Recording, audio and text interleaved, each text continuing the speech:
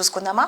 మరి ఏషియా 24:14 నేను మరల ఈ జనుల ఎడల ఒక ఆశ్చర్య కార్యమును జరిగించును, బహు ఆశ్చర్యంగా జరిగించును. వారి జ్ఞానులు జ్ఞానము వ్యర్థమగును, వారి బుద్ధిమంతుని బుద్ధి మరుగైపోవును. హల్లెలూయా. ఈరోజు చాలామంది జ్ఞానం కలిగి ఉంటారు కదండి. మరి ఏమనుకుంటారంటే ఈ జనుల మధ్య అద్భుత కార్యాలు చేయాలని దేవుడు కోరుకుంటా ఉన్నాడండి. అంటే జ్ఞానులు జ్ఞానము నశించును, అనేకులు వివేకులు వివేకము ఏమవుతుందంట అండి, కనబడదంట అండి. హల్లెలూయా.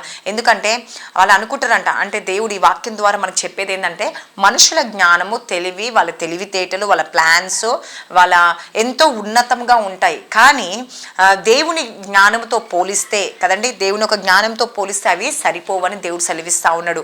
అంటే దేవుని ఒక శక్తితో అద్భుత కార్యాలను మనం చూస్తామంట అండి.